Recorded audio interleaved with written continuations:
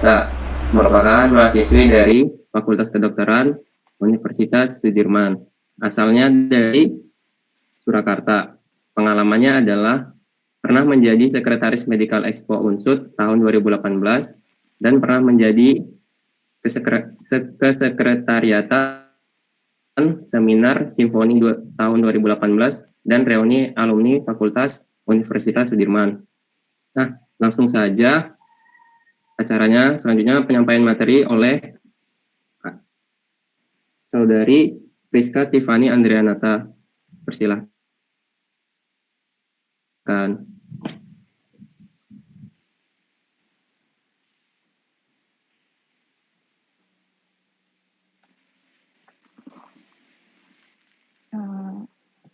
Selamat pagi semuanya. Terima kasih sebelumnya untuk waktu yang diberikan kepada saya, untuk kesempatan juga yang diberikan kepada saya, untuk saya boleh berbagi, untuk saya boleh sharing mengenai bagaimana sih perilaku hidup sehat di era new normal ini. Sebelumnya, moderator, apakah suara saya terdengar cukup jelas? Cukup jelas kok. Oke. Ini berarti langsung saja ke materi PPT atau bagaimana? Boleh, langsung PPT boleh.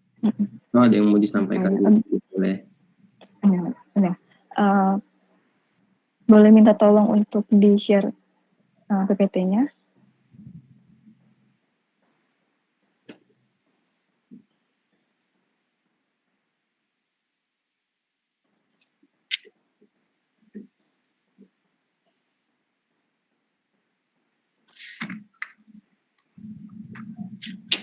Sebentar, ini ada yang share screen.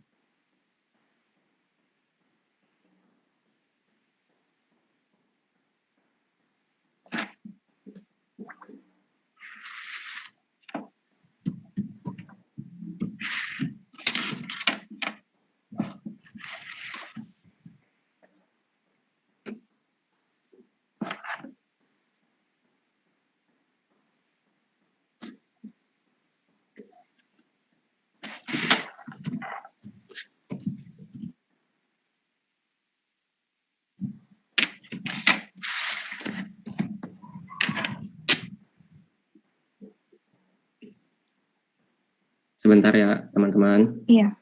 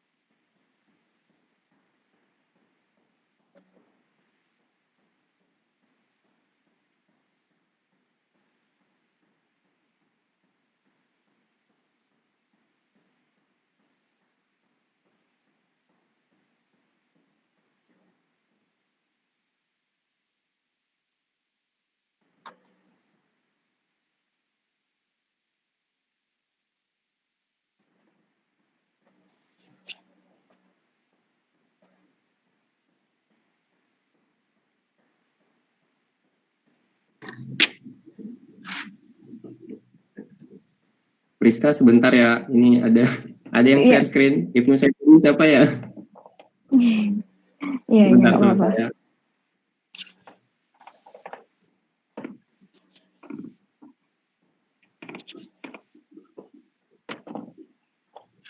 Mau tanya nih, Priska.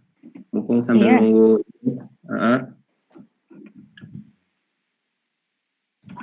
Kalau apa pengalamannya jadi pas jadi sekretaris tuh gimana sih gitu? Waktu di Gimana? Medical Expo 2018 gitu. Kalau kayak Medical Expo 2018 itu kayak jadi itu adalah suatu acara dari FK Unsud di mana kami itu memperkenalkan bagaimana sih kehidupan mahasiswa kedokteran gitu kan di FK Unsud. Nah, di situ kan saya sebagai sekretaris ya, seperti sekretaris biasanya sih kayak buat surat-surat, kemudian juga buat izin, buat surat izin, surat pinjam tempat, kemudian juga surat menghubungi pembicara, kayak gitu sih. Cuman ya seperti kayak sekretaris pada umumnya aja sih. Gitu.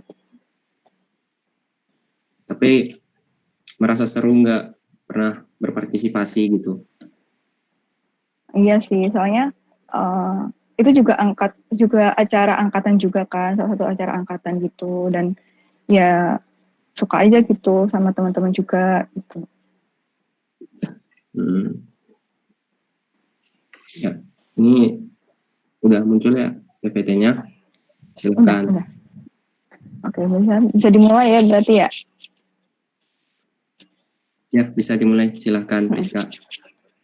Oke, sebelumnya aku mengucapkan terima kasih dulu buat teman-teman panitia dari KKN 2020 Desa Keparakan Kecamatan Marhangsan Yogyakarta yang boleh mengundang saya untuk saya boleh sharing, untuk saya boleh berbagi bagaimana perilaku hidup sehat di era new normal. Boleh nggak tolong slide selanjutnya?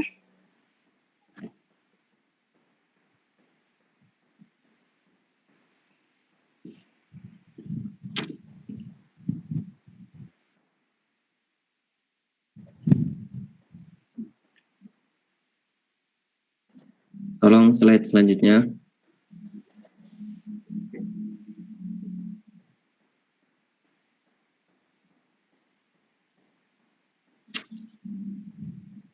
Nah, teman-teman di sini udah pada tahu kan ya apa itu COVID-19, kan udah booming juga nih nama COVID-19 ini. Nah, coronavirus disease 2019 atau yang itu adalah suatu penyakit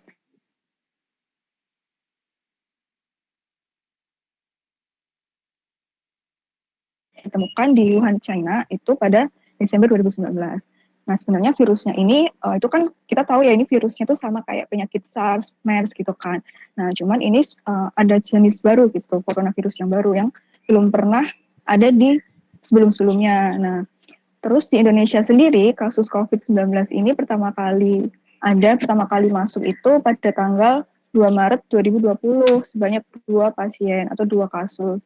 Nah, kita kan tahu ya dulu waktu awal-awal tahun 2020 itu kan gempar tuh yang namanya orang jalan terus tiba-tiba mati gitu kan, dan ternyata setelah diperiksa oleh dokter ternyata orang itu terkena COVID-19 gitu kan, dan itu pertama kali ditemukan di Wuhan, China juga. Jadi mulai saat itu mulai gempar nih penyakit baru ini, penyakit yang dibilang sangat mematikan ini kan, karena kok tiba-tiba orang jalan kok bisa mati seperti itu. Nah, itu yang membuat hingga saat ini COVID-19 ini menjadi pandemi di seluruh dunia. Oke, bisa minta tolong slide selanjutnya. Nah, untuk data terkini COVID-19 di Indonesia, ini saya ambil dari Kementerian Kesehatan tanggal 3 September 2020 kemarin. Nah, untuk kasus positif sendiri di Indonesia ini sudah banyak sekali teman-teman. Sudah ada 184.268 orang. Nah, itu kan bukan angka yang kecil ya, itu kan juga menunjukkan bahwa COVID-19 ini bukan penyakit yang main-main teman-teman, bukan penyakit yang ya udah seperti flu-flu biasa, itu enggak. Nah, untuk pasien yang sembuh itu ada 132.055 orang, dan yang meninggal itu juga ada sebanyak 7.750 orang. Nah, walaupun kita tahu, kita lihat di data tersebut jumlah orang yang sembuh itu jauh lebih banyak daripada orang yang meninggal, namun kita tidak bisa memungkiri bahwa COVID-19 ini merupakan salah satu penyakit yang sangat mematikan, teman-teman, karena angka 7.750 kasus meninggal karena satu penyakit itu bukan angka yang sedikit, teman-teman. Nah, untuk itu juga kita harus aware, kita juga harus menjaga diri kita, menjaga kesehatan juga supaya jangan sampai kasus di Indonesia semakin hari semakin banyak. Karena apa? Kita kan tahu nih beberapa hari terakhir ini justru pelonjakan kasus di Indonesia ini sangat tinggi loh teman-teman. Kalau teman-teman perhatikan beberapa hari ini tuh 3.000 orang, 2.000 orang itu positif setiap harinya seperti itu. Jadi COVID-19 ini bukan satu penyakit yang main-main, bukan satu penyakit yang tidak mudah menular. Justru COVID-19 ini merupakan satu penyakit yang sangat mudah sekali untuk menular. Oke, boleh minta slide selanjutnya. Nah, apa sih gejala dari COVID-19 ini gitu kan? Teman-teman juga udah pada tahu ya gejala-gejala yang biasanya dialami oleh orang yang positif COVID-19. Nah, sebelumnya gejala COVID-19 itu dibagi menjadi dua teman-teman. Ada gejala umum dan gejala yang tidak umum. Nah, untuk gejala umum seperti yang kita tahu itu ada demam, kemudian juga ada batuk dan kelelahan. Nah, kan biasanya teman-teman kalau sebelum masuk ke suatu tempat, ke mall, ke toko atau ke bank, sekarang kan dibiasakan untuk ini ya cek suhu ya sama security-nya mungkin ataupun orang-orang yang bertugas. Nah, itu juga dilakukan oleh pihak-pihak toko tersebut itu juga untuk mencegah dari penularan ataupun penyebaran penyakit COVID-19 ini. Karena jika seseorang itu demam, maka bisa jadi orang itu terkena COVID ataupun penyakit yang lainnya. Nah, untuk menghindari dari penyebaran itu, maka sekarang sering sekali kalau teman-teman pergi pasti harus dicek suhu dulu. Nah, kemudian untuk gejala yang tidak umum, gejala yang tidak umum ini maksudnya ada orang yang COVID tanpa gejala tidak umum ini bisa, namun tapi juga ada gejala umum ini yang bisa menyertai gitu. Tapi gejala umum ini harus ada gitu kan. Nah, untuk gejala yang tidak umum ini atau yang tidak semua orang alami, itu ada rasa yang tidak nyaman dan nyeri. Kemudian juga ada nyeri tenggorokan, diare, konjungtivitis atau mata merah. Kemudian juga ada sakit kepala, kemudian tidak dapat merasakan atau membau, atau indera pengecap dan perasanya itu mati gitu teman-teman. Terus ada juga ruam di kulit dan hidung tersumbat. Nah, untuk gejala tidak umum ini yang akhir-akhir ini sering muncul, yang akhir-akhir ini sering dialami oleh pasien yang bahkan orang tanpa gejala ataupun pasien positif adalah diare. Diare itu sekarang menjadi salah satu tanda untuk gejala COVID dan juga tidak dapat merasa dan membau. Ini adalah dua gejala tidak umum yang belakangan ini sering timbul dari orang-orang ataupun pasien yang ternyata positif COVID-19. Oke, next. Nah, tadi kan juga sudah disinggung ya mengenai new normal. Nah, ya jadi new normal atau adaptasi kebiasaan baru itu tidak sama dengan hidup kembali normal lagi teman-teman gitu. Kenapa? Karena namanya saja sudah new normal gitu kan. Ada satu kebiasaan baru, ada satu pola pikir baru, ada satu cara hidup baru yang harus kita terapkan mulai saat ini gitu. Nah, apa saja sih kebiasaan baru yang sesuai dengan protokol kesehatan? Boleh next. Nah, yang pertama kita semuanya tahu ya teman-teman, memakai masker. Memakai masker ini kan sekarang udah wajib kan ya teman-teman untuk kita memakai masker gitu. Dulu awal-awalnya yang memakai masker mungkin hanya dokter, tenaga medis, ataupun orang-orang yang sakit saja teman-teman. Cuman sekarang semua orang wajib gitu kan menggunakan masker. Nah, apa bedanya masker kita dengan masker tenaga medis dan orang yang sakit?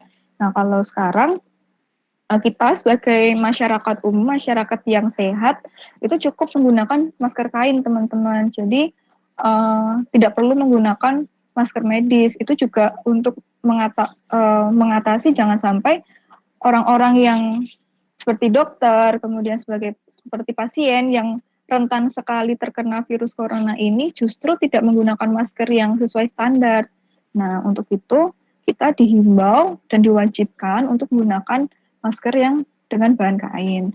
Nah, masker bahan kain sendiri pun teman-teman itu nggak sembarang masker bahan kain teman-teman. Kan kita tahu ya ada masker kain yang sekarang itu yang tipis, yang hanya satu lapis. Kemudian juga ada masker yang hingga 2 sampai 3 lapis. Nah, untuk kita itu disarankan untuk menggunakan masker yang 2 hingga 3 lapis, teman-teman. Jadi kalau cuma satu lapis aja tuh kayak percuma aja gitu kan. Cuma satu lapis, nanti virus-virus juga masih tetap tidak tersaring dengan baik gitu kan. Jadi lebih baik dianjurkan menggunakan masker yang 2 hingga 3 lapis. Nah, kemudian untuk menggunakan masker sendiri itu juga tidak asal-asal menggunakan masker. Nah, untuk menggunakan masker itu harus menutupi bagian hidung dan dagu seperti gambar di sebelah ya, seperti kakek itu. Jadi masker itu harus benar-benar menutupi bagian hidung hingga dagu, teman-teman.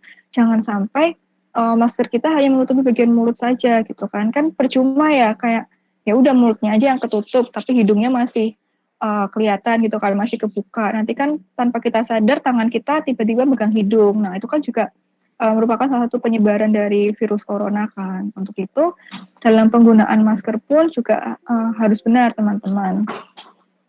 Nah, kemudian juga ketika kita keluar ruangan atau pergi, itu diharapkan membawa cadangan masker kain.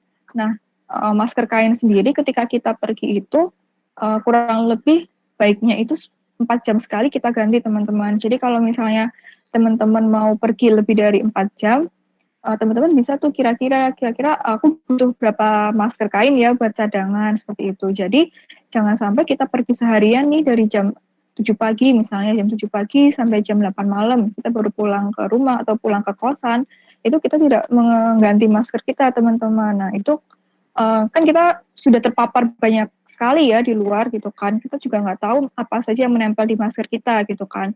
Nah, untuk itu dihimbau untuk membawa masker cadangan, teman-teman. Tuh, jadi membawa masker cadangan dan juga membawa kantong plastik untuk masker kain kita yang kotor tadi untuk disimpan dan dicuci di rumah nanti. Oke, next.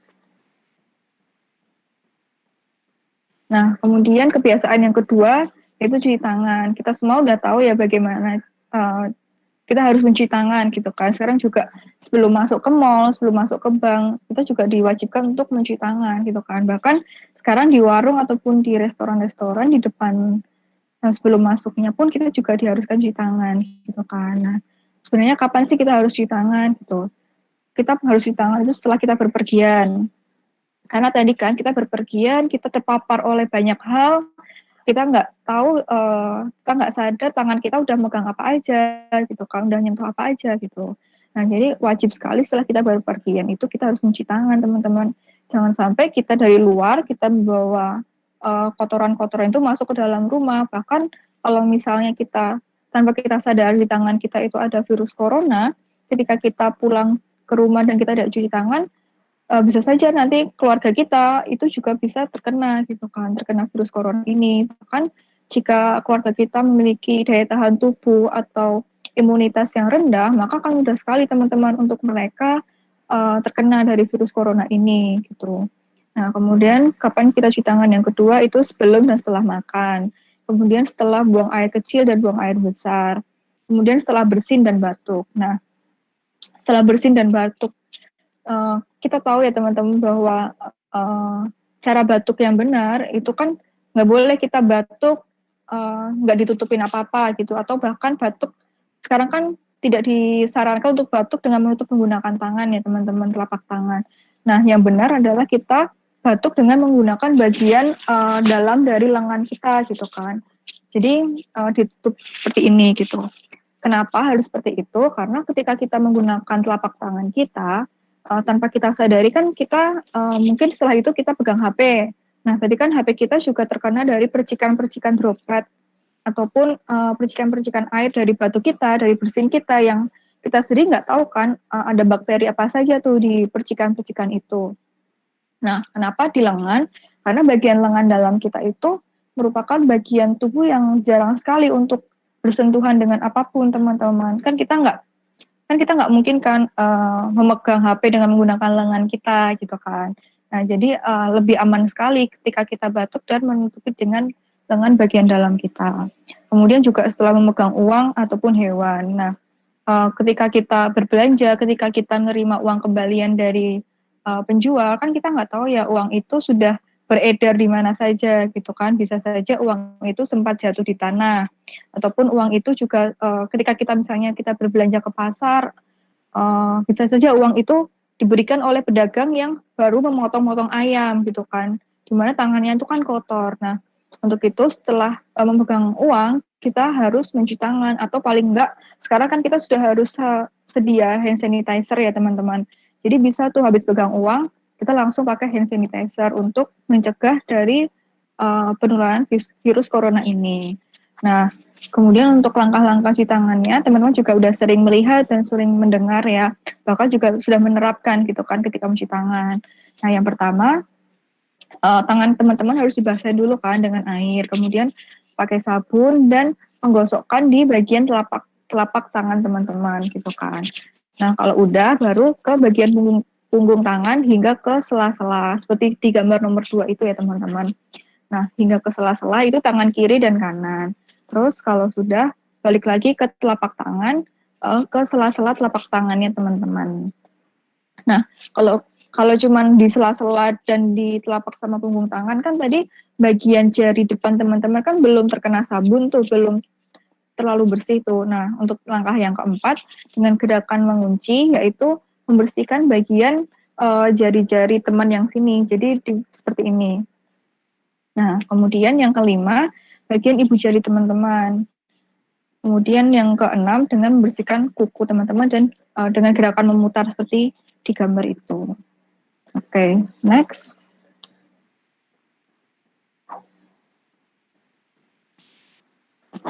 Nah, kemudian bagaimana cara yang ketiga untuk berperilaku hidup sehat, yaitu dengan menjaga jarak dan tidak keluar rumah kalau tidak perlu. Nah, kan kita tahu ya teman-teman, salah satu cara penyebaran COVID-19 ini kan dengan melalui droplet ya teman-teman. Nah, droplet ini kan akan keluar dari mulut seseorang ketika seseorang itu berbicara, ketika seseorang itu batuk, bersin, gitu kan. Dan droplet ini kan satu molekul yang cukup berat ya teman-teman. Jadi ketika sudah keluar dari mulut, maka droplet itu akan jatuh ke permukaan, entah permukaan tanah ataupun permukaan-permukaan benda yang ada di sekitar kita, teman-teman. Nah, untuk itu kita diharapkan untuk menjaga jarak dengan orang di sekitar kita.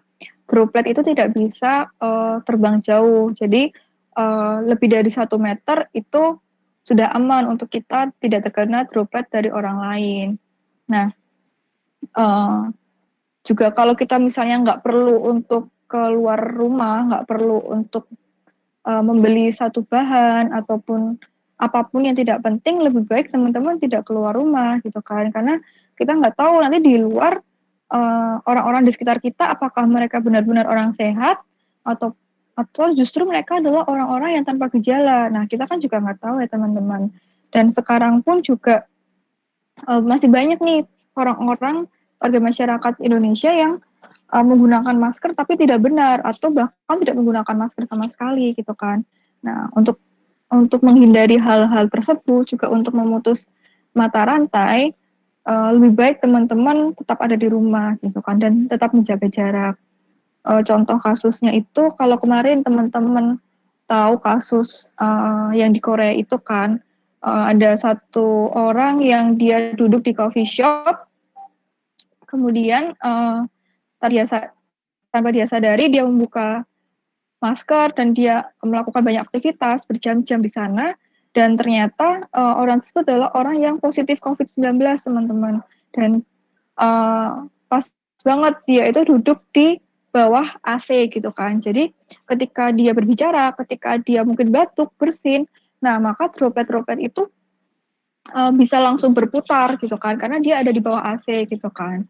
Dan ternyata benar satu ruangan orang yang duduk di situ ternyata semuanya terkena virus COVID karena si satu orang tadi. Nah, jadi sangat berbahaya sekali teman-teman ketika kita masih nongkrong-nongkrong di kafe, bahkan di tempat yang tertutup, yang tidak ada sinar matahari ataupun sirkulasi udaranya itu nggak bagus gitu, seperti di mall, di coffee shop, itu sangat berbahaya teman-teman. Oke, next.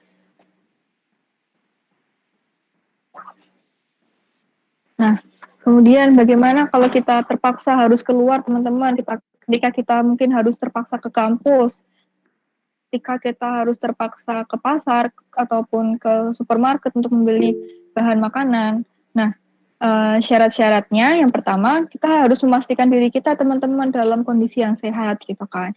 Jadi sebelum kita keluar rumah, kita udah yakin nih kalau kita tuh nggak ada gejala-gejala COVID seperti demam, kemudian juga batuk, kemudian juga kelelahan seperti itu. Nah, kemudian kalau sudah, tadi kan wajib ya teman-teman untuk kita memakai masker gitu. Jadi jangan sampai nih kita keluar rumah tapi kita nggak pakai masker gitu kan. Itu sangat berbahaya sekali. Bahkan sekarang kan pemerintah juga sudah menggunakan razia masker ya teman-teman, dan ada sanksinya kan sekarang kalau misalnya nggak pakai masker seperti itu. Karena itu sangat penting sekali untuk mencegah dari penyebaran virus corona ini. Nah, yang ketiga, kalau teman-teman misalnya harus keluar dan terpaksa menggunakan transportasi umum, misalnya seperti kereta, kemudian bus, GrabCar, ataupun Gojek, dan segala macam. Nah, maka yang perlu diperhatikan adalah teman-teman harus tetap menjaga jarak. Kayak misalnya di kereta maupun di bus, teman-teman tidak boleh berkerumun ataupun duduk berdekatan dengan penumpang-penumpang lainnya. Kemudian juga teman-teman diharapkan tidak memegang maupun menyentuh fasilitas-fasilitas umum seperti apa? Seperti gagang pintu, kemudian juga tombol-tombol seperti tombol tiket, kemudian ataupun tombol-tombol lainnya yang itu dipencet maupun disentuh oleh banyak orang seperti itu. Nah, kemudian yang ketiga, ketika teman-teman menggunakan transportasi online seperti Gojek, Grab gitu. Nah, ketika menggunakan motor online seperti itu, teman-teman diharapkan untuk membawa helm sendiri, teman-teman. Karena apa? Karena kan kita nggak tahu ya penumpang sebelum kita itu siapa gitu kan, dan apakah penumpang sebelum kita itu orang yang sehatkah, ataupun orang tanpa gejala, atau bahkan orang yang positif. Nah, kita kan tidak tahu ya teman-teman. Nah, untuk itu kita harus menjaga diri kita dengan bawa helm sendiri gitu kan. Karena siapa tahu orang sebelum kita batuk dan ternyata air air liurnya itu sampai menempel di bagian kaca helm gitu kan. Dan itu kan sangat berbahaya sekali kan, karena itu sangat dekat dengan mata kita, dengan hidung kita, dengan mulut kita. Nah, untuk itu diharapkan untuk teman-teman membawa helm sendiri kalau misalnya menggunakan motor online seperti itu.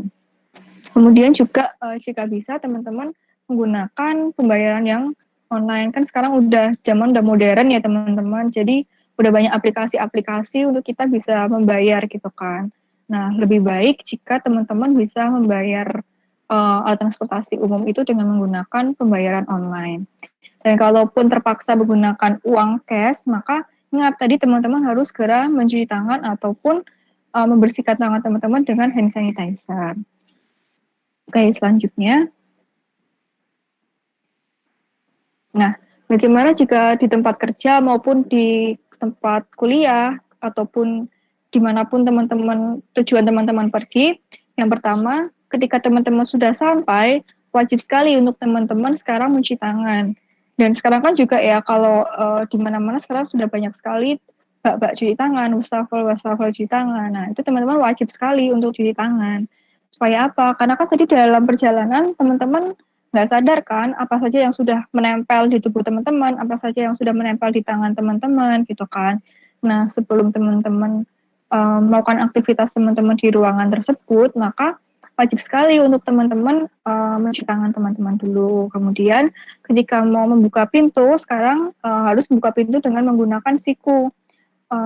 Kita jangan memegang bagian pegangan pintu teman-teman, karena itu kan merupakan bagian yang sering sekali ya dipegang oleh banyak orang gitu kan.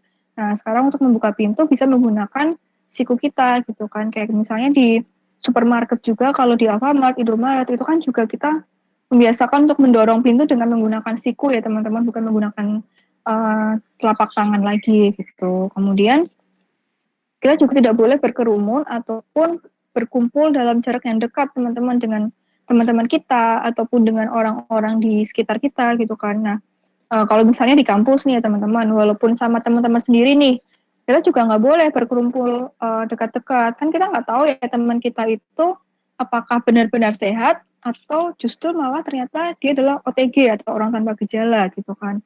Nah kan kita nggak tahu kan. Nah untuk itu, untuk menghindari dari penyebarannya, maka kita harus jaga jarak juga dengan teman-teman kita gitu kan. Kemudian yang keempat, mengurangi menyentuh peralatan bersama seperti yang udah aku jelaskan sebelumnya. Kemudian mengusahakan aliran udara dan sinar matahari ini masuk. Nah, kayak yang contoh yang di Korea tadi, itu kan dalam satu ruangan tidak ada sirkulasi udara yang baik, kemudian menggunakan AC, teman-teman. Jadi perputaran udaranya itu ya udah di situ-situ aja gitu kan, dan selama berjam-jam. Nah, bayangkan saja kalau misalnya teman-teman ada di satu ruangan tertutup yang sirkulasinya hanya dengan menggunakan AC.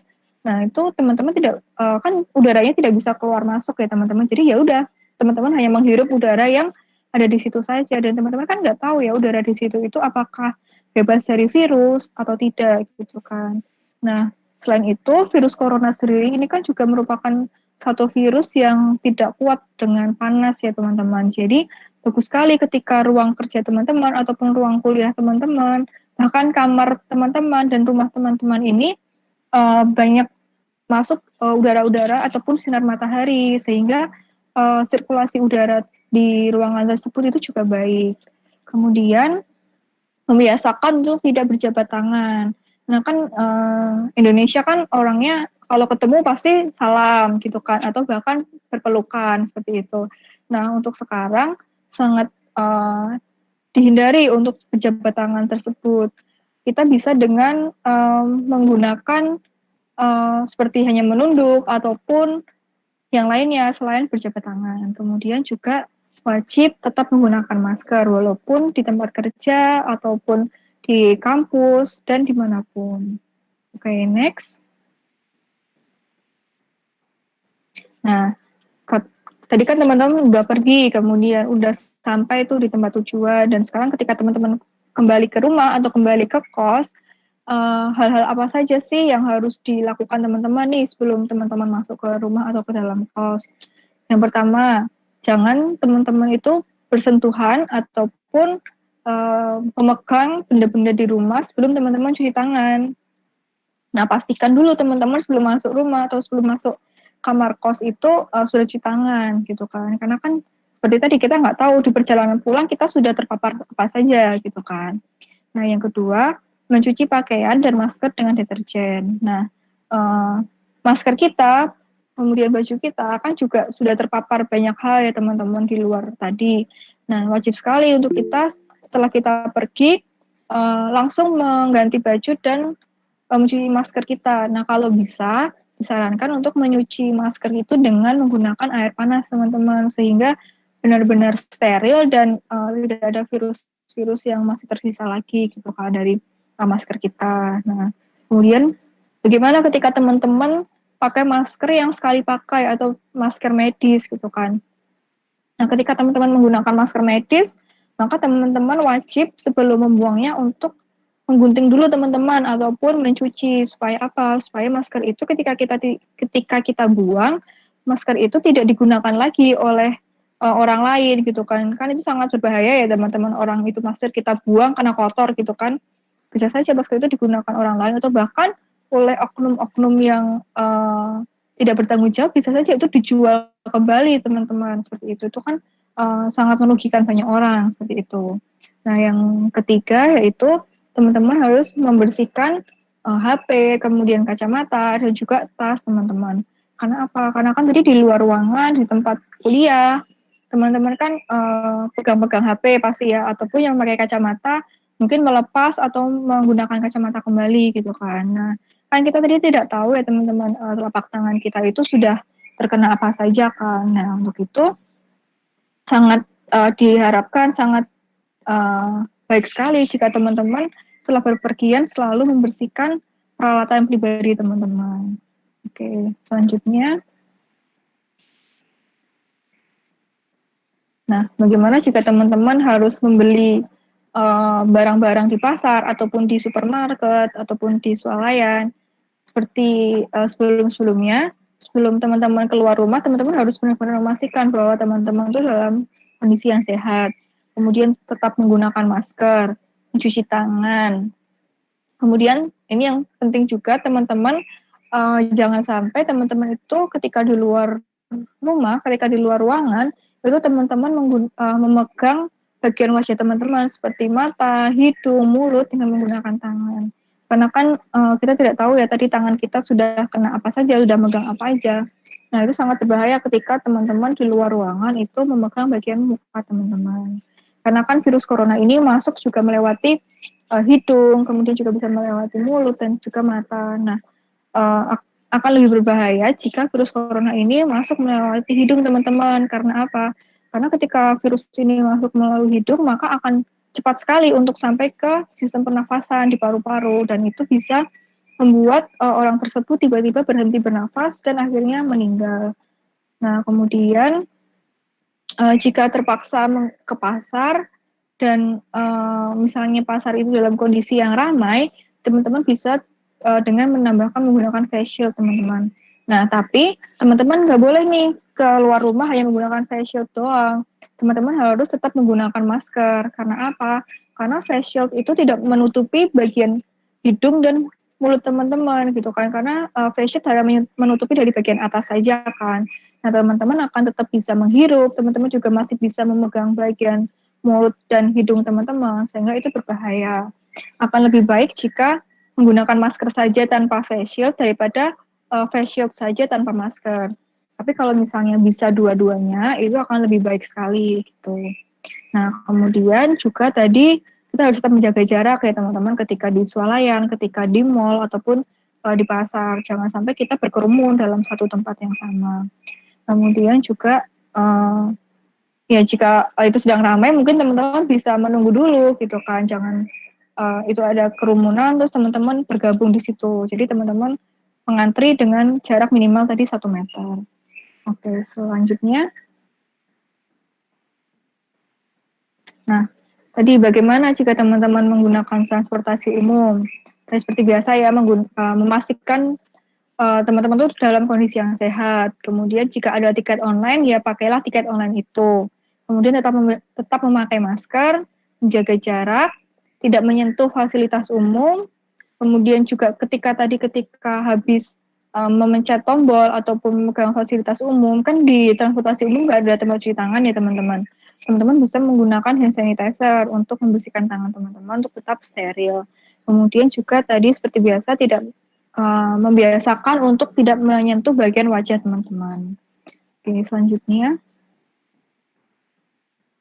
Nah, kemudian bagaimana teman-teman untuk menerapkan pola hidup sehat gitu kan? Karena kan virus corona ini akan mudah sekali untuk menyerang orang-orang yang kekebalan tubuhnya itu sangat rendah ataupun lemah gitu kan.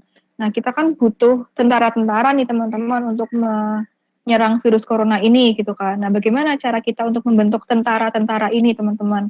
Yang pertama, kita bisa dengan makan makanan yang bergizi.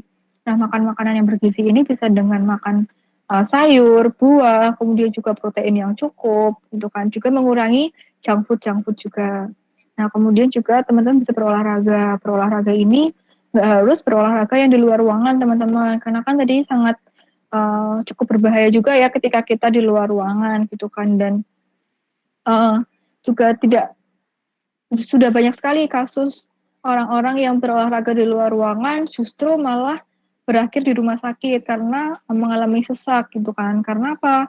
Karena ketika kita berolahraga kan kita butuh oksigen yang banyak gitu kan teman-teman. Sedangkan tadi ketika kita di luar ruangan kan kita harus tetap menggunakan masker kan.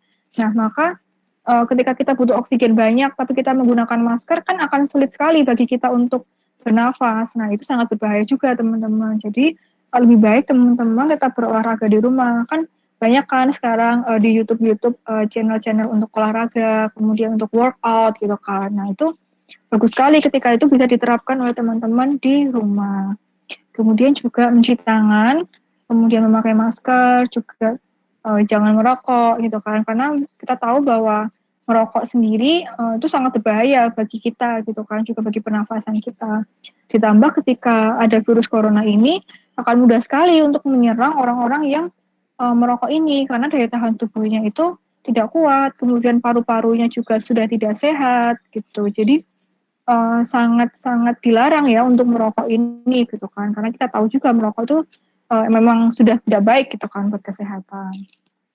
Kemudian juga perbanyak minum air putih karena untuk melarutkan zat-zat ataupun racun-racun kan di dalam tubuh kita, sehingga ketika kita banyak minum air putih itu juga akan banyak zat-zat yang tidak digunakan oleh tubuh kita yang akan terbuang melalui pipis kita gitu kan. Jadi akan lebih menyeimbangkan kembali kesehatan kita. Kemudian juga rutin untuk membersihkan rumah ataupun membersihkan kamar kosan ya teman-teman. Karena apa?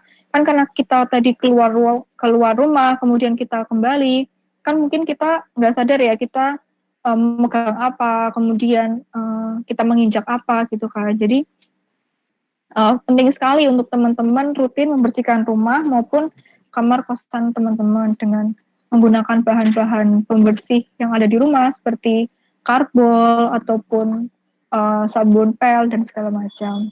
Kemudian nggak kalah penting juga teman-teman juga harus tetap menjaga kesehatan jiwa teman-teman, kesehatan mental teman-teman. Jangan sampai fisik teman-teman itu sehat tapi mental teman-teman ataupun psikis teman-teman itu malah justru down, karena itu juga bisa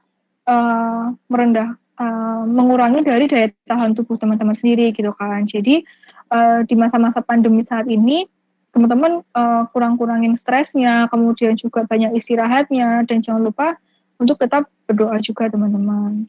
Oke, selanjutnya. Nah, terakhir, apa saja sih barang-barang ataupun starter kit yang perlu kita bawa nih kalau misalnya kita terpaksa keluar rumah? Yang pertama, masker. Masker kan wajib ya kita pakai kan. Nah, tadi juga kalau misalnya keluar ruangan pun, kalau lebih dari 4 jam kita membawa satu cadangan masker gitu kan. Tergantung kita perginya berapa jam gitu. Terus kemudian juga membawa perlengkapan makan. Jadi ketika teman-teman terpaksa makan di luar, maka akan lebih baik kalau teman-teman itu membawa alat makan sendiri. Karena apa? Karena kan alat makan masuk ke bagian mulut ya teman-teman, dan kita nggak tahu juga tuh di rumah makan ataupun di restoran itu sudah terpapar virus atau belum gitu kan. Banyak orang juga kan yang datang dan pergi dari restoran ataupun rumah makan itu. Jadi akan lebih baik sekali kalau teman-teman menggunakan alat makan teman-teman sendiri. Kemudian untuk teman-teman yang muslim bisa membawa sajadah maupun mukena sendiri ya teman-teman, karena itu akan lebih aman juga. Kemudian membawa tisu basah ataupun hand sanitizer. Tadi juga kalau misalnya kita lagi di tempat yang nggak ada tempat cuci tangannya, kita bisa menggunakan hand sanitizer maupun tisu basah untuk membersihkan tangan maupun benda-benda di sekitar kita. Kemudian juga dihimbau untuk membiasakan menggunakan baju lengan panjang, karena akan lebih aman kalau misalnya kita menggunakan pelindung lagi gitu kan di tubuh kita. Jadi nggak langsung kulit kita, tangan kita itu yang terpapar, tapi masih ada lapisan dulu gitu kan baju kita gitu. Kemudian juga kalau bisa menggunakan transaksi yang non tunai atau menggunakan pembayaran-pembayaran yang menggunakan via online, karena kan jadi berbahaya sekali ya juga kalau misalnya kita menggunakan uang cash tapi kita tidak membersihkan tangan kita gitu. Oke, selanjutnya udah kayaknya. Nah, itu yang bisa saya bagikan, yang bisa saya sharingkan ke teman-teman mengenai bagaimana sih perilaku hidup yang sehat di era new normal saat ini. Terima kasih Mbak Priska Tiffany. Oke. Ya, sangat mengedukasi saya gitu, gimana adaptasi kehidupan new normal gitu. Kadang saya masih bandel gitu. Ya, ini saya buka sesi tanya jawab ya. Udah ada beberapa pertanyaan untuk Mbak Priska Tiffany. Saya bacain ya. Pertama ada dari Fayat Usman dari UPN. Bertanya, kalau kita mengalami salah satu gejala dari COVID yang tadi, apa yang sebaiknya kita perlu lakukan? Apakah memeriksakan diri ke klinik atau di rumah sakit menjadi pilihan yang cukup bijak, sementara ketika dalam perjalanan menuju klinik atau puskesmas tersebut kita berisiko menularkan ke orang lain meski belum tentu positif COVID? Terima kasih ya. Silakan dijawab Mbak Priska. Oke, jadi gejala apa nih yang tadi yang demam, kemudian batuk itu ya, yang gejala umum ya, atau Ataupun gejala oke. yang gitu. Jadi ketika kita mengalami gejala-gejala tersebut ataupun kan kita kadang parno sendiri ya, oh ini aku batuk, ini aku demam nih, aku jangan-jangan kena COVID apa enggak ya gitu kan. Kadang kita parno karena seperti itu, bahkan aku sendiri pun juga kadang gitu kan, ketika mulai demam, ketika mulai udah kecapean gitu, apa aku jangan-jangan kena COVID ya gitu kan. Nah, untuk itu teman-teman mungkin bisa dengan tetap menjaga diri dulu, tetap menjaga kesehatan teman-teman dulu, tetap di rumah, kemudian juga istirahat dulu yang cukup, banyak makan-makan sayur gitu kan. Dan kalaupun teman-teman bisa cek untuk ke klinik untuk rapid ataupun untuk PCR itu juga baik juga karena itu juga bisa mendeteksi gitu kan apakah teman-teman benar-benar kena COVID, OTG ataupun cuman flu aja biasa, cuman batuk aja biasa gitu kan. Apalagi kan sekarang kan cuaca juga sering hujan, kadang juga panas tiba-tiba gitu kan. Nah itu kan juga mudah sekali membuat kita menjadi demam gitu. Jadi jangan terlalu panik dulu karena nggak semua demam itu pasti COVID ya teman-teman gitu kan. Banyak sekali faktor-faktor yang membuat kita demam. Bahkan ketika kita jatuh jatuh kemudian luka itu juga bisa bikin demam teman-teman. Jadi nggak selalu COVID gitu kan. Nah jadi ya nggak yang pertama kan jangan terlalu parno dulu ya, jangan terlalu takut dulu, tetap tetap mengikuti protokol-protokol gitu kan, tetap menjaga kesehatan. Nah kalau misal pun teman-teman bisa dan punya waktu untuk pergi ke klinik, teman-teman bisa pergi ke klinik dengan tetap menggunakan protokol-protokol tadi, dengan pakai masker, kemudian menjaga jarak, mencuci tangan, itu akan sangat aman sekali gitu. Gitu sih. Hmm. Ini juga saya mau tanya apa lanjutan yang tadi ya. Kan Mm-mm. sebelumnya saya berangkat ke Jogja lagi itu rapid test. Yang kita Mm-mm. tahu rapid test itu hanya kayak tes screening doang gitu. Kayak hasilnya bisa positif palsu, bisa negatif palsu gitu. Dan Mm-mm. kabar-kabarnya juga PCR juga gitu. Jadi untuk mengindikasikan kita tuh benar-benar positif itu sekarang dari apa gitu. Oke. Sebenarnya untuk tes COVID sendiri yang paling paling apa ya istilahnya paling akurat itu dengan menggunakan swab.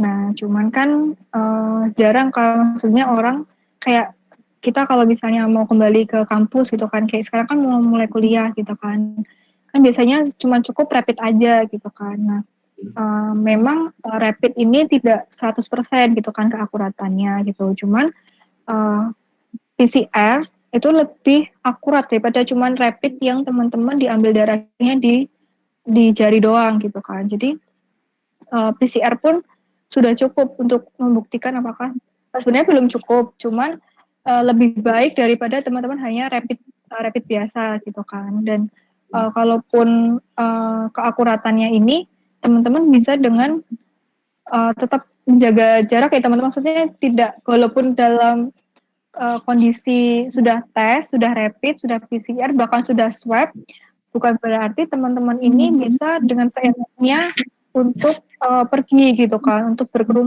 berkerumun dengan orang-orang gitu. Jadi memang tes rapid, tes PCR itu tidak akurat, belum akurat gitu kan, tidak 100% akurat. Cuman itu sudah cukup untuk membuktikan apakah teman-teman ini punya gejala-gejala ataupun ada virus corona di tubuhnya teman-teman gitu. Oke, terjawab. Terima kasih. Saya langsung ke pertanyaan selanjutnya aja kali ya. Oke. Ini ada dari Ahmad Maulana. Ingin bertanya, bagaimana sih cara mengatasi atau menyadarkan lingkungan sekitar teman-teman, baik kerabat yang mulai jenuh perihal COVID-19 dan mulai beranggapan bahwa COVID itu cuma konspirasi gitu loh. Nah, lalu cara mengajak orang-orang untuk terus yang tidak percaya tadi itu menyampaikan pendapatnya terus bikin orang lain tuh nggak percaya juga gitu. Jadi ujung-ujungnya outputnya tuh mengacukan protokol kesehatan gitu. Nah, silahkan dijawab. Oke. Jadi pertanyaannya apa? Maaf. Pertanyaannya tuh gimana gitu cara Pertanyaannya. mengatasi Oh, lingkungan sekitar gitu, yang udah mulai nggak percaya gitu. oke, oke, oke. Oke, berarti kan orang-orang udah mulai jenuh gitu ya, maksudnya udah mulai jenuh dengan COVID ini, kemudian juga dengan segala protokol-protokolnya yang ribet, harus pakai masker, kemudian nggak boleh pergi-pergi gitu kan, udah 6 bulan juga kan, berarti kita harus seperti itu gitu kan, sejak COVID masuk ke Indonesia. Ya memahami, ya teman-teman juga harus memahami juga yang pertama bahwa kejenuhan itu ya pasti ada gitu kan, dan mungkin teman-teman sendiri juga akan mengalami kejenuhan gitu kan ketika harus di rumah terus, nggak boleh kemana-mana gitu. Nah, bagaimana cara teman-teman untuk uh, istilahnya mengedukasi ataupun memberitahu orang lain yang sudah mulai jenuh gitu kan. Nah, teman-teman juga bisa dengan teman-teman berikan contoh sendiri, teman-teman bisa uh, memberikan apa sih, ataupun bahkan teman-teman bisa mengedukasi gitu kalau kayak kalau teman-teman tahu nih berita-berita yang benar dari sumber-sumber yang benar gitu kan, teman-teman bisa ngasih tahu COVID-19 ini bukan penyakit yang main-main loh, buktinya apa. Nah, buktinya teman-teman bisa ambil tuh data dari, bisa tunjukin data dari Kemenkes yang seperti yang aku sampaikan tadi kan, itu kan sudah benar-benar kelihatan ya teman-teman, berapa sih jumlah orang yang positif gitu kan, berapa jumlah orang yang meninggal. Nah, teman-teman bisa bilang tuh ke orang-orang yang mulai jenuh itu bahwa ya ini buktinya gitu kan, sekarang udah banyak sekali kasusnya gitu kan, dan COVID-19 ini mudah sekali teman-teman untuk menyebar. Jadi uh, jangan jangan sampai teman-teman karena egois cuman ingin senang-senang ataupun hanya ingin refreshing, malah teman-teman menularkan COVID-19 ini lebih banyak lagi gitu. Jadi teman-teman bisa dengan memberitahu dengan baik gitu kan, dengan menggunakan sumber-sumber yang benar juga. Jangan sampai teman-teman malah mengedukasi ataupun memberitahu orang lain dengan sumber-sumber yang tidak terpercaya gitu kan. Itu malah akan semakin menyebarkan hal-hal yang nggak benar juga gitu kan. Terus mengenai konspirasi COVID-19 ini juga, ya itu sudah banyak banget ya yang bilang kayak gitu, COVID-19 ini cuma settingan dokter doang gitu kan. Uh, ya gimana ya, kita sendiri juga tahu gitu kan, COVID-19 ini penyakitnya benar-benar bahaya banget dan mudah banget untuk menular gitu kan. Jadi ya ngapain juga gitu kan dokter membuat konspirasi seperti ini, justru malah membuat pekerjaan dokter jadi makin ribet juga gitu kan. Lagi pula juga dokter yang menangani itu, kalau teman-teman tahu, ketika orang dokter itu maupun perawat-perawat itu menangani pasien COVID, itu mereka harus menggunakan APD yang itu sangat panas teman-teman. Aku pernah mencoba pakai kan, dan itu tuh nggak ada 5 menit itu udah baju aku udah basah semua, jadi udah benar-benar panas sekali, dan mereka juga harus menggunakan masker yang berlapis-lapis teman-teman, jadi sangat susah untuk bernafas juga gitu kan. Jadi juga teman-teman bisa tuh bilang ke orang-orang yang mulai bosan gitu kan, apa teman-teman nggak kasihan sama petugas medis, sama perawat yang mereka bahkan tidak bisa bertemu dengan keluarga mereka loh gitu kan, karena mereka harus menangani pasien COVID. Bahkan juga banyak dokter-dokter sekarang yang meninggal kan karena virus corona ini gitu kan. Kayak kalau teman-teman sebelumnya pernah lihat di Instagram maupun di Twitter, di TikTok, itu kan juga banyak tulisan-tulisan ataupun poster-poster tanggal 30 Agustus kemarin kan 100 dokter sudah meninggal ya teman-teman karena COVID-19 ini. Nah, itu juga membuktikan bahwa COVID-19 ini bukan penyakit yang main-main gitu kan. Bahkan untuk dokter yang mungkin sudah menggunakan APD, yang sudah menggunakan alat pelindung diri dan sudah melakukan protokol dengan baik saja, masih bisa gitu kan terkena virus corona gitu kan. Apalagi teman-teman ketika keluar nggak pakai masker gitu, sesimpel itu gitu kan, nggak pakai masker.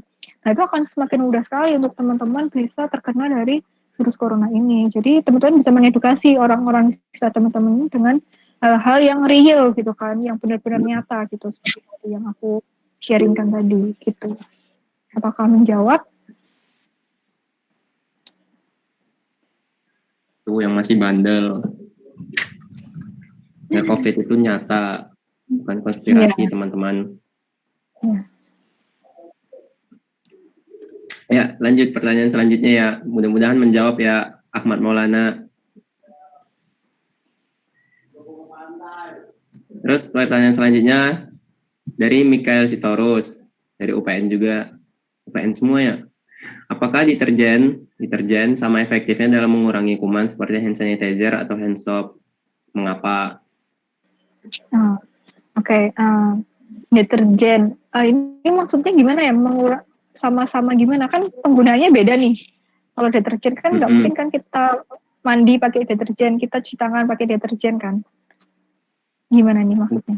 Ini sih, mungkin sebelumnya ada iklan ya di TV-TV lokal gitu. Pakai aja sabun yang ada di sekitarmu gitu. Jadi mungkin Mikael berpikirnya sabunnya itu deterjen gitu. Oke. Eh, Deterjen sama sabun cuci tangan gitu ya. Misalnya dari dua contoh sabun itu gitu kan. Nah, dua sabun ini itu kan punya bahan bahan yang berbeda gitu kan. Kalau kita tahu, kalau teman-teman pernah pegang deterjen, pasti setelah pegang deterjen tangan teman-teman akan terasa panas gitu kan. Nah, itu karena apa? Ya karena bahan deterjen itu lebih keras, lebih kuat daripada bahan sabun gitu kan.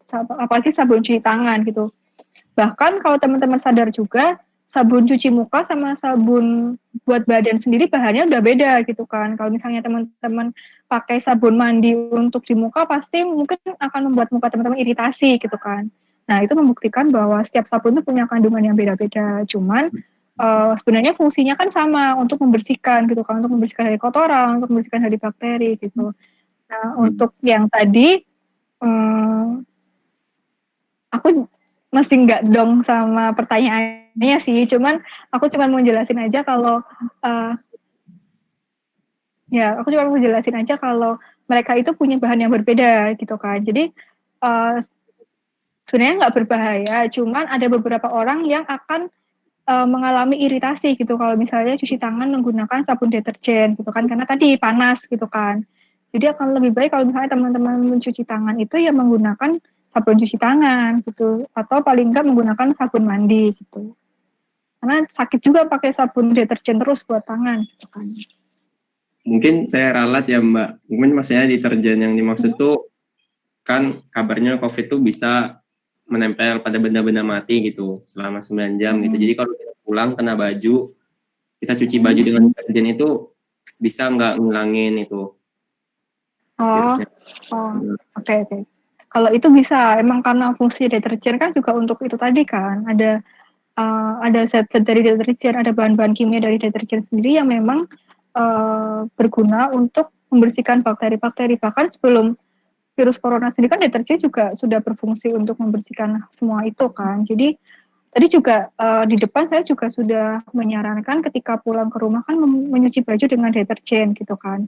Jadi deterjen ini sangat cukup sekali untuk membersihkan baju kita dari virus-virus ataupun kotoran-kotoran setelah kita pergi dari luar tadi gitu. Apakah menjawab atau belum? Mungkin menjawab sih kalau untuk deterjen kaitannya ke baju. Mungkin Iya, ini karena ini tadi perbandingannya ke hand sanitizer atau sabun cuci iya, tangan ini agak jauh sedikit tapi nggak apa-apa. iya. Ini saya pikir deterjennya untuk cuci tangan gitu. Nah, iya, makanya tadi kan saya juga menjelaskan gitu kan. Jadi jangan cuci tangan pakai deterjen gitu kan karena panas. Mm-mm. Ya, lanjut. Pertanyaan selanjutnya ada dari Nuriana. Sebenarnya faktor utamanya tuh apa? Masih banyak masyarakat yang semakin hari cenderung tidak peduli dengan protokol kesehatan yang ditetapkan gitu. Faktor utamanya apa gitu? Oke, faktor utama apa nih maksudnya?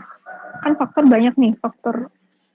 Yang benar-benar bikin kita tuh gak mau nurutin protokol kesehatan gitu. Selain yang Mbak Priska bilang tadi itu ribet gitu, orang jadi males gitu kan. Oke, Dikit gak boleh, sentuh dikit gak boleh gitu. oke. Eh, Kalau kita melihat pola dari masyarakat Indonesia kan cenderung orang yang suka kumpul-kumpul gitu kan, suka bersosialisasi gitu kan. Nah, sedangkan ketika COVID ini kan kita nggak boleh ya kumpul-kumpul, kita nggak boleh ketemu banyak orang, kita nggak boleh nongkrong-nongkrong gitu kan. Nah, itu yang membuat salah satu orang-orang masyarakat Indonesia ini sekarang mulai acuh gitu kan dengan protokol. Orang-orang udah mulai kangen lagi nih nongkrong-nongkrong di kafe, nongkrong-nongkrong wedangan-wedangan gitu kan, hangout bareng teman-teman, bahkan jalan-jalan gitu kan. Jadi orang-orang mulai bosan, kemudian juga sekarang pemerintah juga tidak seketat dulu ya. Kalau dulu kan benar-benar sampai lockdown gitu kan, dan benar-benar ya istilahnya lebih ketat dulu gitu kan daripada sekarang. Apalagi sekarang udah ada new normal gitu kan. Dan Ya, ini salah satu yang kenapa orang-orang sekarang mulai acuh karena mereka berpikir bahwa pemerintah aja sudah mengizinkan new normal gitu kan. Bahkan sekarang kantor-kantor udah mulai masuk gitu kan. Bahkan kita yang kuliah juga mungkin ada beberapa yang ada kelas offline gitu, seperti aku juga ada kelas offline juga gitu kan. Nah, itu yang membuat salah satu kenapa orang-orang mulai acuh nih dengan protokol kesehatan gitu kan.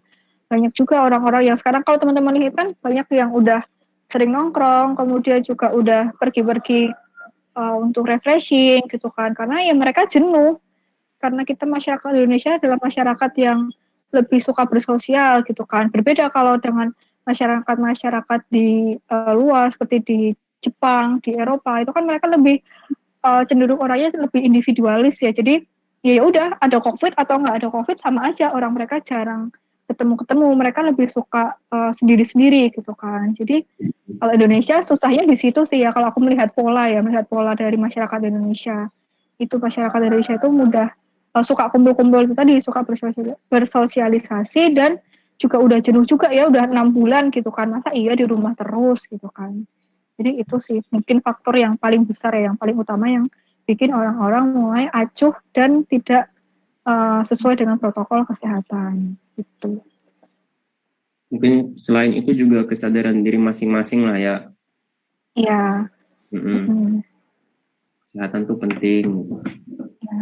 Itu masih Dan ada. jangan, ya maksudnya kita juga jangan egois juga gitu kan, ketika kita mungkin bosan, kita butuh refreshing gitu kan, cuman ya udah kita happy aja saat itu gitu, tapi kita nggak tahu loh habis itu apakah kita masih benar-benar sehat atau kita Mm, tadi di luar terpapar gitu kan, dan kita juga nggak tahu nanti apakah kita akan menularkan orang tua kita gitu kan, saudara kita kan, kita juga nggak tahu kan.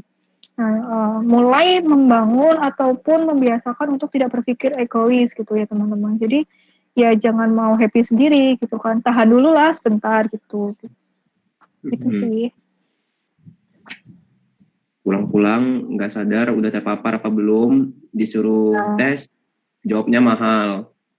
iya, Nah, ya gitu. itu Mas Yana cukup menjawab nggak Mas Yana? Cukup. Terima kasih Mbak Priska. Ini ada, ini yang pertanyaan terakhir sih ini. Hmm. Ini ada Ahmad Fauzan. Pertanyaannya, apa aja upaya menjaga kesehatan psikis selama wabah corona gitu? Kesehatan Oke, mental, psikis oke. gitu. Untuk kesehatan mental, yang pertama tadi kayak yang aku jelasin sebelumnya, kita bisa lebih banyak berdoa ya teman-teman, karena ya udah kalau kita berdoa kan kita menyerahkan semuanya pada yang di atas gitu kan, dan ya kita berserah saja gitu kan. Dan kemudian selain itu kita juga bisa menjaga kesehatan mental kita dengan melakukan hal-hal yang menjadi hobi kita gitu, tanpa kita melupakan protokol kesehatan gitu. Misalnya apa? Teman-teman yang suka menyanyi, teman-teman yang suka bermain musik, bisa dengan menjaga kesehatan mental teman-teman dengan bermain musik, bernyanyi, ataupun melakukan hobi-hobi seperti menggambar, seperti itu juga bisa menambahkan, kan bisa jadi mood booster teman-teman juga gitu kan, sehingga itu bisa memperbaiki dari kesehatan mental teman-teman juga. Kemudian olahraga teman-teman, olahraga ini bagus banget untuk kesehatan mental teman-teman. Dan juga sekarang kan ada kayak yoga gitu kan, itu kan juga untuk merefreshingkan pikiran teman-teman, pikir juga biar teman-teman nggak terlalu stres gitu kan istilahnya. Jadi selain melakukan hobi-hobi yang teman-teman suka, maksudnya hobi selain hangout ya teman-teman, kayak tadi yang menggambar, kemudian menyanyi gitu kan, atau yang suka ngeband gitu kan, ya boleh ngeband gitu, cuman tetap mengikuti protokol-protokol, jangan lupa tetap pakai masker, kemudian juga sering-sering cuci tangan kayak gitu. Itu sih biasanya untuk kesehatan mental, banyak istirahat juga kayak gitu. Mm-mm. Gitu. Terus ini juga menjaga kesehatan mental dengan tidak membaca berita-berita yang hoax teman-teman, karena justru berita-berita yang hoax itu membuat kita jadi parno kan, kayak dikit-dikit oh ini positif, oh gini. Nah itu justru membuat kesehatan mental kita menjadi down gitu kan, jadi kita jadi stres sendiri dengan berita-berita gitu kan. Apalagi kalau berita-berita yang bukan berita-berita yang benar, berita-berita yang hoax tadi itu juga akan membuat mental kita menjadi down. Jadi membaca berita itu baik, sangat baik, tapi jika dari sumber yang benar-benar terpercaya, seperti itu. Itu sih. Kira-kira cukup menjawab lah ya. Jadi menjaga kesehatan fisik itu perlu, tapi kesehatan mental itu juga perlu gitu. Gitulah Iya. kira-kira yang Mbak Priska. Iya. Jadi saya bilang terakhir, ternyata ada satu lagi yang nanya. Saya bacain ya. Iya. Dari Indri Dwi Lestari, Poltekkes Kemenkes Malang. Bertanya, saat ini dikabarkan bahwa Indonesia pun belum mencapai puncak dari gelombang pertama virus COVID-19. Dan dikabarkan Indonesia bahkan akan mencapai gelombang kedua. Apakah kabar tersebut benar? Sebenarnya tolak ukur apa sih yang yang ya Mbak, maksudnya gelombang itu tuh penyebab utamanya apa gitu?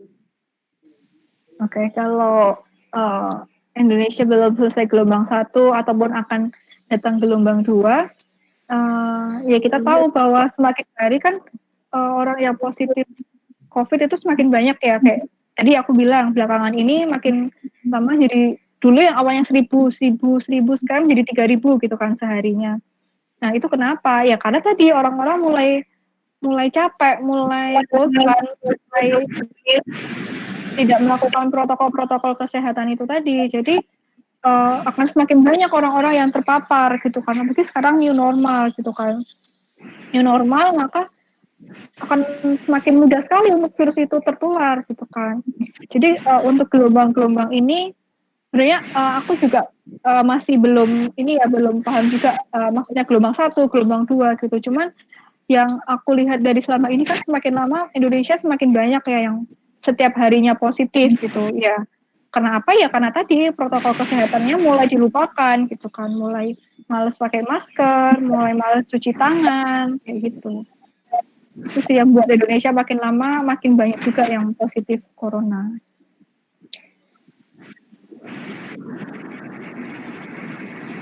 Apalagi sekarang ada kabar-kabar barunya itu hipoksia gitu.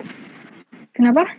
Maaf, Yang katanya kenapa? gejala tanpa gejala, kabar-kabar yang Iya, baru tuh ini gejala baru namanya hipoksia, iya. tanpa gejala. Ya, jadi juga ini ya happy hipoksia itu kan orang yang dia nggak sadar gitu kan, dia masih bisa ketawa-ketawa, dia masih bisa melakukan segala aktivitas, tapi dia nggak sadar ternyata oksigen di dalam tubuh dia itu ternyata sangat kurang gitu kan, sehingga tiba-tiba dia asfiksia atau susah bernafas dan akhirnya dia bisa meninggal. Itu kenapa disebut happy hipoksia itu, karena dia nggak sadar kalau ternyata dia butuh banyak oksigen, tapi tubuh dia ternyata kekurangan oksigen gitu. Jadi itu juga sekarang menjadi salah satu gejala ataupun tanda COVID juga gitu kan. Tapi sebenarnya ya sama aja, memang karena COVID itu kan menyerangnya ke pernafasan gitu kan. Jadi ya mudah sekali untuk seseorang ketika sulit bernafas akan kehilangan nyawanya gitu. Saya apa 2 kali lipat dari COVID, apa berapa kali lipat gitu Apanya? uh, gejalanya gitu. Maksudnya Maksudnya gimana? fatal dari COVID bisa tiba. Uh, happy hipoksia itu bukan penyakit ya. Kalau COVID kan penyakit tuh. Kalau happy hipoksia itu seperti gejala gitu. Jadi kayak tadi kalau kita kayak batuk kemudian demam gitu kan. Jadi happy hipoksia ini merupakan satu gejala gitu teman-teman gitu.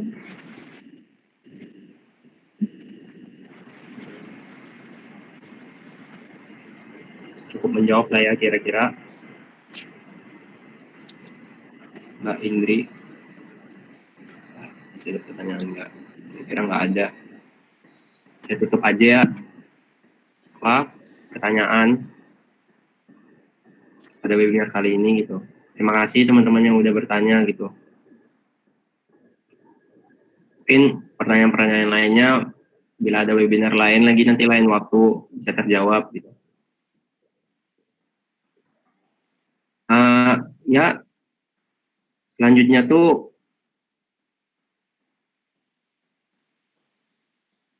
oke, ini ya dokumentasi dulu. Silakan buka kameranya teman-teman semua.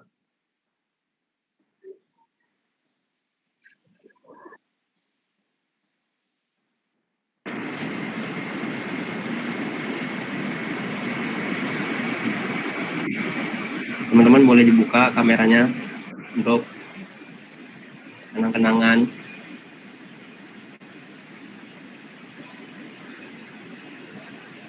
Ya dari panitia boleh ambil gambar kalau sudah semua.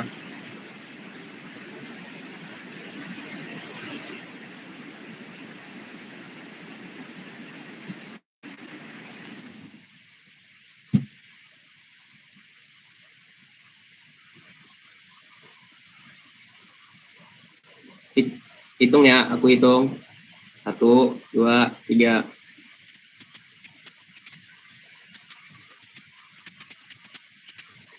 Udah? Nah, terima kasih teman-teman semua. Sebelum saya tutup acara webinar pada siang hari ini, alangkah baiknya mari kita berdoa lagi menurut agama dan kepercayaan masing-masing. Berdoa dipersilakan.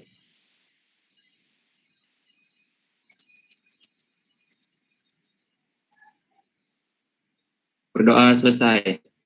Kami dari kelompok KKN T735B sebagai panitia penyelenggara webinar pada siang hari ini memohon maaf apabila ada salah sikap, tutur kata pada teman-teman semua.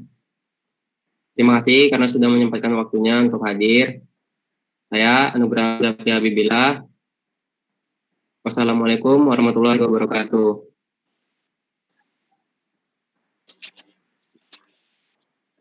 Sampai berjumpa lagi. Terima kasih semuanya. Terima kasih Priska. Sama-sama. Terima kasih banyak Mbak Priska. Terima kasih Anugrah. Sama-sama.